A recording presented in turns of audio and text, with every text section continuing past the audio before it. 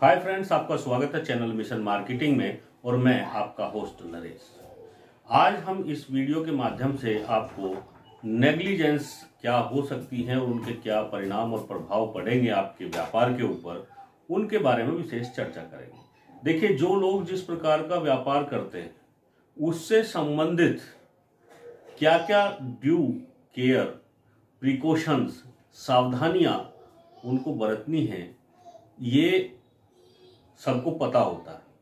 और नहीं पता है तो यदि आप उस व्यापार में घुसे हैं, आपने उसको शुरू किया है, तो उनको जानिए, समझिए और परखिए और कोशिश कीजिए कि वो जितनी सावधानियां हैं आप उन सावधानी को मैक्सिमम अप्लाई करें।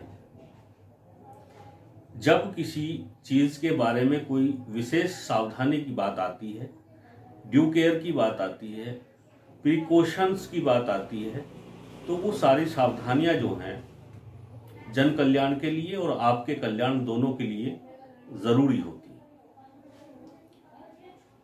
आप पेस्ट कंट्रोल का बिजनेस करते हैं, पेस्ट कंट्रोल के बिजनेस में भी कुछ सावधानियां आपको बरतनी होती हैं। जैसे सबसे पहले तो आपको लाइसेंस ही लेना है। लाइसेंस ले लिया है, उसके बाद आपको जो स्टाफ लेना है, स्टाफ ले लिया है तो उसको ट्रेन करना है।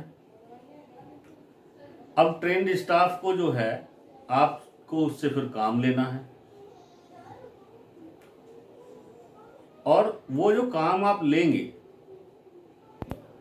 वो किसी थर्ड पार्टी के घर में होना है।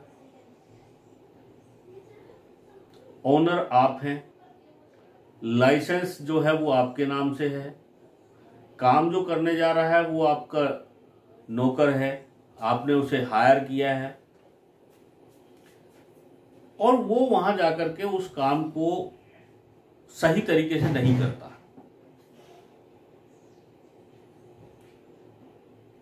कंप्लेंट्स आती हैं या नुकसान होता है या फिर जो है वहां वाद विवाद खड़ा होता है, तो उस सारी प्रक्रिया में यह देखा जाता है कि कमी किसकी है।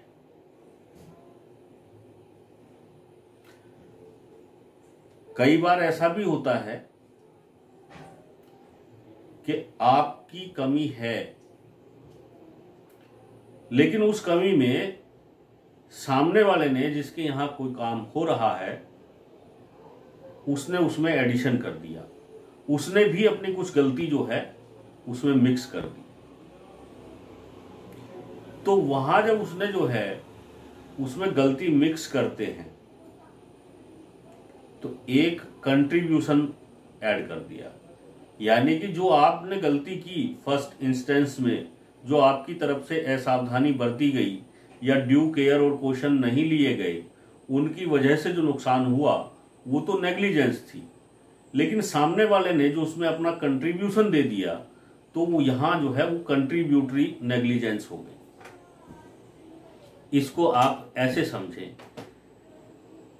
कि आप जो है इमल्सिफाइड केमिकल्स का इस्तेमाल करते हैं, और जिस जगह पे, जिस कमरे में या जिस ऑफिस में आप वो इमल्सिफाइड केमिकल्स का इस्तेमाल कर रहे हैं, और उसी समय वहां कोई सिगरेट पीने वाला व्यक्ति आ जाए या उस ऑफिस का ओनर आ जाए और वो वहां जो है आग प्रज्वलन कर दे, और किसी कारण से वो इमल्सिफाइड जो केमिकल्स आपके साथ में आपने कैरी किया है वो आग पकड़ ले और वहां जो है हादसा हो जाए, आग लग जाए, नुकसान हो जाए। ऐसी कंडीशन में जो ऑफिस ओनर था, जिसने आपको वहां पेस्ट कंट्रोल के लिए बुलाया था, वो आपके ऊपर वाद दायर कर देता है कि साहब आपने जो है मेरे यहाँ इस तरीके के केमिकल्स लाए जिनकी वजह से ये हादसा हुआ। अगर आप केमिकल इस तरीके के नहीं लाते तो मेरे यहाँ इस तरीके का हादसा नहीं होता। तो कोर्ट यहां ये देखेगा कि क्या आप वो चीज वहां लेकर के गए, आपने वो गलती की, और आग ना लगे इसके लिए आपने क्या सावधानी बरती। लेकिन साथ में आप ये भी उसमें जो है साबित करेंगे कि साहब इन्होंने केस तो किया है, लेकिन गलती मेरी अकेले की नहीं है, कंट्रीब्यूशन तो इनका भी है। ना ये वहां आते और ना ये आग लगाते और ना ही इतना बड़ा हादसा होता। इन्होंने सिगरेट जलाई और आग लग गई। मैंने तो प्रिकॉशन नहीं लिया, मैं तो ये मानता हूं, लेकिन इन्होंने तो जानते बूझते जो है वो एक और उसमें कंट्रीब्यूशन दे दिया। तो यहां पे जो है वो वाद कैंसिल माना जाएगा, क्योंकि आपने कंट्रीब्यूशन कर दिया और खुद ही उस खतरे को आमंत्रित भी कर दिया। एक और एग्जांपल ले लेते हैं।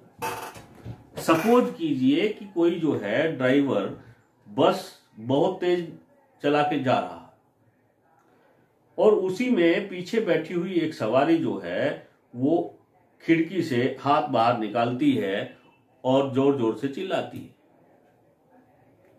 उसका वो हाथ जो बाहर निकला था किसी पोल से टकरा जाता है और इंजरी आ जाती है। अब जिसके हाथ में इंजरी आई है, जिसको चोट लगी है, वो कोर्ट में वाद दायर करता है कि साहब ड्राइवर ने इतनी तेज गाड़ी चलाई जिसकी वजह से मेरे को चोट लगी। यहां भी जो है ये देखा जाएगा, ये साबित हो जाएगा कि ड्राइवर ने गाड़ी को तेज चलाया, ये तो गलत था, लेकिन आपने भी जो है हाथ को बाहर निकाला और निकाल के उसमें एक कंट्रीब्यूशन और ऐड कर दिया। यानी कि गलती को महागलती बनाने के लिए आपने भी हाथ को बाहर निकाला जिसकी वजह से इंजरी हुई। तो यहां भी ये कैंसिल माना जाएगा। ट्रेन जा रही है और जाती हुई ट्रेन में आप दौड़ते हुए आते हैं और चढ़ने का प्रयास करते हैं। जो पायदान बने हुए हैं वो पायदान जो है वो आपके बोझ को सह नहीं पाता है और टूट जाता है।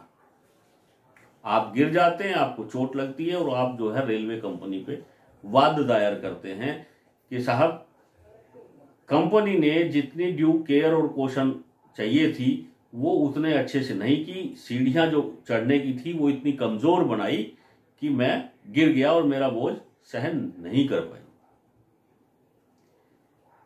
इस कंडीशन में यहां यह देखा जाएगा कि जब ट्रेन प्लेटफॉर्म से चल दी थी तो आप उसमें दौड़ करके चलती ट्रेन में चढ़े क्यों? यानी कि जब गलती हुई तो वो तो ठीक है कि उन्होंने माना गलत किया है कि हल्के लगाए थे, लेकिन साथ में आपने भी तो कंट्रीब्यूट किया, आपने भी तो असावधानी बरती। जब गाड़ी प्लेटफॉर्म पे खड़ी थी आपको बिठाने के लिए, उस समय आप जो है बैठे नहीं, और जब वो चली हुई थी उस चलती ट्रेन में आप दौड़ करके उसमें चढ़ने का प्रयास करेंगे तो चोट लग सकती है। यहां भी जो है वाद नहीं माना जाएगा, क्योंकि आपने भी गलती की, कंट्रीब्यूशन दिया कि चलती ट्रेन में आप चढ़ रहे थे। कब नहीं मानी जाएगी भाई? कंट्रीब्यूटरी जो डिफेंस आप ले रहे हैं, हर बार आप ये कह देते हैं कि साहब इसने भी गलती की, इस वजह से जो है वाद माना ही नहीं जाता है। तो कब ऐसी स्थिति आएगी कि जब वो जो है कंट्रीब्यूशन होने के बावजूद भी गलती जो है वो मान ली जाएगी और सजा होगी। कोई ट्रेन जा रही थी और उस ट्रेन में दो भाई सफर कर रहे थे। पहले वाला भाई जो था वो खिड़की के पास खड़ा था, दरवाजे के पास खड़ा हुआ था। उसने दूसरे भाई को भी बुलाया कि आओ देखते हैं बाहर का नजारा कितना अच्छा है। तभी वो जो है गेट खुल गया और उसमें से एक भाई को जो है इंजरी हो गई। उन्होंने रेलवे कंपनी के ऊपर जो है वो वाद दायर किया कि भाई इनके गेट खुलने की वजह से चोट लगी। वहां कंट्रीब्यूटरी नेग्लिजेंस को यूज किया रेलवे ने और यह तर्क दिया कि साहब ये वहां खिड़की पे जाके खड़े ही क्यों हुए? मेरे दरवाजे से ये वहां खड़े हुए तो इनको चोट लगी, अगर ये वहां नहीं खड़े होते तो नहीं लगती। मैंने तो कहा नहीं था कि भाई आप जो है दरवाजे के पास जाकर के खड़े होइए, मैंने तो जो है वो बनाए हुए बैठने के लिए सीटें। तो वहां फिर जो है ये आर्ग्यूमेंट रखा गया कि ये माना जाता है कि जब आपने जो है दरवाजे को बनाया है तो वो इतना मजबूत है कि अपने आप जो है ऑटोमेटिकली नहीं खुल सकता। इतना तो आप जो है ठीक बनाएंगे ही, और यात्री जो है हर दरवाजे को चेक तो नहीं करेगा ना पकड़ पकड़ के कि कौन सा दरवाजा सही है और कौन सा गलत है, कौन सा दरवाजा खुल के अपने आप जो है आपके ऊपर गिरेगा और उसको चोट लगेगी। तो यहां जो है कंट्रीब्यूटरी नेग्लिजेंस वाला जो तर्क था उसको नहीं माना गया और 100% लायबल माना गया रेलवे कंपनी को। अब एक और एग्जाम्पल समझ लेते हैं कि जब जो है आपके पास कोई अल्टरनेट बचता ही नहीं, कब जो है नेग्लिजेंस कंट्रीब्यूटरी नहीं मानी जाएगी? तब जब कोई विकल्प सामने वाले के पास ना हो। सपोज कीजिए कि बस जा रही है या गाड़ी कार जा रही है और वो इतनी तेज गति से जा रही है कि सामने दीवार में हिट होने वाली है। जो सवारी पीछे बैठी है उसको लग गया कि अब वो जो है दीवार में टकराएगी और ये मरेगा, तो वो दीवार में हिट होने से पहले ही कूद जाता है और उसे चोट आ जाती है और उसके बाद गाड़ी हिट हो जाती है।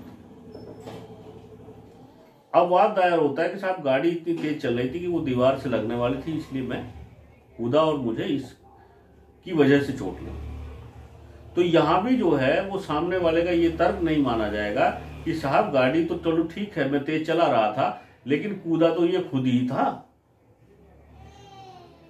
क्योंकि गाड़ी तेज चला करके वो दीवार में हिट होने की कंडीशन आई तो आपने उसकी जान को इतने खतरे में डाल दिया, उसको लगा कि वहां लगने से तो जान जाएगी, हो सकता है कि कूदने से कुछ चोट लग के जान बच भी सकती है। तो ऐसी कंडीशन में लायबिलिटी जो है वो नेग्लिजेंस जो है वो फर्स्ट पार्टी की मानी जाएगी कि उसने गलती की, कि उसने तेज चलाया जिसकी वजह से कार जो है वो हिट होने वाली थी। यहां जो है ये नेग्लिजेंस में तर्क नहीं चलेगा कि साहब ये कूदा तो अपने आप ही था। भाई कूदने की परिस्थितियां तो आपने ही उत्पन्न की थी। बच्चे के केस में 7 साल तक तो कोई केस बच्चे पे होता ही नहीं है, और 7 साल से 14 साल तक के बच्चे को भी ये देखा जाता है कि क्या जो वो कार्य उसने किया उसका बोध उसको है, क्या इतनी सोचने समझने की शक्ति है, उसके परिणाम जानता है, तब जाकर के कोई छोटी मोटी कार्रवाई होती है। अन्यथा बच्चे के ऊपर जो है केस और कंट्रीब्यूटरी नेग्लिजेंस का तो बनता ही नहीं है। नेग्लिजेंस के केस में बच्चे को इन्वॉल्व आप नहीं कर सकते, वहां जो है आप ये प्ली नहीं ले सकते हैं कि भाई जो है मेरी गलती थी और इसने कंट्रीब्यूशन कर दिया। बच्चा है, कुछ भी कर सकता है, इसलिए जो है वहां केयर आपको ही लेनी होगी। इस चीज का आपको विशेष ध्यान रखना है। आप जो पेस्ट कंट्रोल का बिजनेस करते हैं उसमें मेरी एडवाइस यही है कि जितनी भी प्रिकॉशनरी वस्तुएं हैं, गॉगल्स हैं, मास्क हैं, ग्लव्स हैं, हेलमेट्स हैं, गम बूट्स हैं, यूनिफॉर्म्स हैं, आपके इक्विपमेंट्स हैं, उन सभी का एक आप जो है मैनुअल रजिस्टर बनाएं, उनकी फिक्स टाइम ड्यूरेशन पे ऑडिट करें, और जो जो चीज आपने जिस जिस व्यक्ति को जितनी मात्रा में दी है उनको प्रॉपर रिकॉर्ड करें, उसके सिग्नेचर लें। कल कोई आपका एम्प्लॉई आपके ऊपर वाद दायर ना कर दे कि साहब कंपनी ने मुझे मास्क नहीं दिया जिसकी वजह से मुझे फ्यूम चढ़ गई और मेरे जो है फेफड़ों में कमी आ गई। वो लगाता है नहीं लगाता है ये उसकी रेस्पॉन्सिबिलिटी है, उसकी नेग्लिजेंस है, लेकिन आपने उसे मुहैया कराया और वो लीगली जो है आपने रिकॉर्ड भी किया, तो कल ये माना जाएगा कि हाँ आपने जो है वो उसको मास्क दिया जो उसे लगाना चाहिए था, और नहीं लगाया तो कंट्रीब्यूशन उसका माना जाएगा। ऐसे ही जब आप किसी के यहाँ कोई ट्रीटमेंट करते हैं, सपोज कीजिए कि आपने जो है किचन में कोई ट्रीटमेंट किया, तो एक विज्ञापन में मैंने ये भी देखा है कि वो कह रहे हैं कि आपको किचन खाली करने की जरूरत नहीं, बिना किचन खाली किए हम कॉकरोच की ट्रीटमेंट कर देंगे। देखिए, अगर वो केवल जेल लगा करके और कॉकरोच को रोक रहे हैं तो कुछ चांसेस हैं जहां आपको जो है किचन पूरा खाली नहीं करना पड़ेगा, थोड़ा बहुत सामान इधर उधर करके वो काम हो जाएगा। लेकिन यदि आप उसमें जो है डस्ट का इस्तेमाल करते हैं या आप उसमें फोलियर स्प्रे का इस्तेमाल करते हैं, तो मैं ये नहीं समझ पा रहा हूं कि वो लोग जो बिना किचन को खाली किए फोलियर स्प्रे या डस्ट का यूज करेंगे तो वो जो वहां रखी हुई चीजें हैं उन पे इम्पैक्ट नहीं डालेगा। और यदि ज्यादा मात्रा में इम्पैक्ट आ गया, सपोज कीजिए कि आपने वहां डस्ट का छिड़काव किया और साथ में जो है कोई आटे का कट्टा खुला हुआ रखा है या आटे का ड्रम, चावल का ड्रम, दाल का ड्रम खुला हुआ रखा है और वो डस्ट उसमें भी डल जाती है, और कोई बिना विशेष ध्यान दिए या बिना धुले घर के नौकर ने खाना पकाया और उस खाने में जिसमें वो डस्ट पड़ी हुई है उसको खाने से किसी व्यक्ति की मौत हो गई, किसी बच्चे की मौत हो गई या कोई हादसा हो गया, तो ऐसी कंडीशन में यदि वाद दायर होगा तो क्या ये नेग्लिजेंस का पार्ट नहीं होगा? सोचिए। यहां ये आपको सुनिश्चित करना है कि आप जो कार्य कर रहे हैं उसमें ड्यू केयर और कॉशन क्या है, उसकी सावधानियां क्या हैं, क्योंकि आप टेक्निकल हैं। सामने वाले ने आपको जब बुलाया है तो उसको इतना बोझ नहीं है इन सब चीजों का कि किस तरीके से करना है। सामान अगर खाली नहीं करना है तो उसको पहले प्रॉपर तरीके से बांधिए, रैप कीजिए और फिर एक पॉलिथीन डालिए और तब जाकर के आप अपना जो है कार्य शुरू कीजिए। और साथ में उसको इंस्ट्रक्शन भी बताइए, उसको समझाइए कि क्या फायदा है खाली करने का और बिना खाली किए करने का। खाली उसको कष्ट होगा कि भाई सामान निकालना और फिर लगाना है, उसका समय लगता है, तो इस वजह से आप जो है वो जल्दबाजी ना करें, सारी चीजों को प्रॉपर तरीके से करें। और नहीं तो उसकी एएमसी लें और उसको जेल लगा करके आप जब जो है सर्विस देंगे तो धीरे धीरे करके रिजल्ट्स आएंगे, एकदम से तुरंत नहीं आएंगे। पहली सर्विस आप सामान निकाल के करें, उसके बाद एएमसी के जो आपके नॉर्मल प्रोसीजर है, फिर आप जो है बिना फोलियर स्प्रे के भी कंट्रोल कर सकते हैं। लेकिन फर्स्ट टाइम मुझे लगता है कि जब आदमी बुलाता ही तब है पेस्ट कंट्रोल वाले को, जब उसकी समस्याएं आवश्यकता से अधिक हो जाती है। यानी कि कॉकरोच जो है वो हर जगह उसके हाथ में आने शुरू हो जाते हैं, उसको दिखने शुरू हो जाते हैं, तभी वो आपको बुलाता है। जब 2-4 दिखते हैं तब नहीं बुलाता। और जब इतनी मात्रा में होते हैं तो उसको रिजल्ट भी फास्ट चाहिए होते हैं, तो वहां आपको फोलियर स्प्रे भी करनी पड़ती है और साथ में जो है जेल भी लगानी पड़ती है और केमिकल भी हैवी लगाने होते हैं। तो ऐसे में आप ये गलती ना करें कि जो है बिना सामान हटाए जो है हम कर देंगे। आपको वहां फॉर्मेलिटी नहीं करनी है, आपको पूरा ट्रीटमेंट करना है। तो अगर आप सारा भी नहीं हटाते तो एटलीस्ट जो नीचे का है, जो सिंक वगैरह है, उनके आसपास जो सामान रखा है उनको तो खाली करवाइए, ये मेरी एडवाइस है। बाकी भी बहुत सारे काम होते हैं, जैसे डीमक का ट्रीटमेंट है। डीमक के ट्रीटमेंट्स में आपने खाली किया नहीं किया ये अलग का मैटर है, लेकिन जब आप अच्छे से ड्रिल करके और काम को करते हैं तो बाद में उसमें फ्यूम्स बनती हैं और वो जो इस तरीके से गैस बनती है कि यदि आप शाम को ट्रीटमेंट करके आए और रात में कोई व्यक्ति चारपाई डाल करके और कमरा पूरी तरीके से चारों तरफ से बंद करके सो जाए तो बेहोश तो निश्चित हो जाएगा, हो सकता है कि जान भी चली जाए। क्योंकि जो एयर है वो एयर चार्ज हो चुकी है, उस एयर में केमिकल्स के पार्टिकल्स आ चुके हैं, और जब आप श्वास लेंगे तो वो उसके अंदर इनहेल होंगे। तो उसको ये भी क्वेश्चन के रूप में बताना है कि भाई साहब ये हमने ट्रीटमेंट किया है, 24 घंटे तक इसमें आपको प्रवेश नहीं करना है। कई बार जो है ये कहा जाता है कि साहब हमारे जो केमिकल हैं वो बिल्कुल हैजार्डस नहीं है, और ये केमिकल्स में जो है स्मेल नहीं आती है, इसलिए आपको पता भी नहीं चलेगा कि आपके यहाँ ट्रीटमेंट हुआ और ये केमिकल बहुत अच्छे हैं। नो डाउट कि केमिकल अपने फुल रिजल्ट्स देते हैं, विदाउट स्मेल के देते हैं, लेकिन इसका मतलब ये नहीं कि केमिकल घातक नहीं है। किसी केमिकल में बदबू नहीं आ रही है, स्मेल नहीं आ रही है, इसका मतलब ये नहीं है कि आपको उसको जो है गिलास में डाल करके पी सकते हैं। जहर जहर ही होता है, और जहर का असर उतना ही होता है जितना जो है स्मेल वाले का है, नॉन स्मेल वाले में भी उतना ही होता है। बस फर्क इतना है कि उसकी स्मेल नहीं आती है, वो आपको जो है मेंटली रिलीफ देता है। स्मेल वाले से नॉन स्मेल वाला केमिकल कॉस्टली आता है। कई जगह तो आपको उल्टे रिजल्ट्स देखने को मिलेंगे, जहां जो है कस्टमर ये कहेगा कि आपने जो है नकली केमिकल लगा दिया, केमिकल में तो स्मेल ही नहीं आ रही, जबकि स्मेल वाला केमिकल हो सकता है कि आपको 150 रुपए लीटर में मिले, और नॉन स्मेल वाला केमिकल आपको 1000 रुपए लीटर में मिले।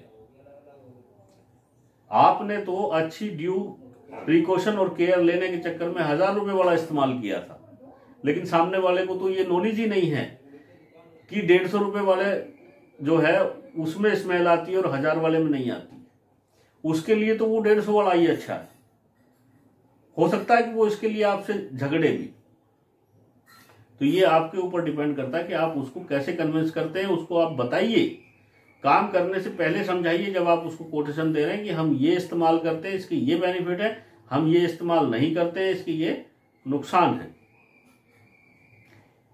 तो आज आपने समझा नेग्लिजेंस, और साथ में समझी कंट्रीब्यूशन ऑफ नेग्लिजेंस। उसको कैसे आप बच सकते हैं और कैसे जो है इसका आप फायदा उठा सकते हैं, ये आपके ऊपर है। और ये हर बिजनेस में होता है, हर व्यापार में होता है, हर जगह ये नियम अप्लाई होते हैं। तो आप जिस व्यापार में हैं, जिस बिजनेस में हैं, आप अपने एंगल से सोचिए, क्योंकि परिणाम आपको ही भोगने हैं और फायदे भी आपको ही लेने हैं। हमारा काम था समझाना, वो हमने समझा दिया। यदि आपको अच्छा लगा है तो चैनल को लाइक करें, सब्सक्राइब करें, और साथ में घंटी वाले बटन को भी दबा दें, ताकि आप अगली वीडियो का नोटिफिकेशन सबसे पहले आपको मिल सके। धन्यवाद। फिर मिलते हैं किसी नई वीडियो में। थैंक्स।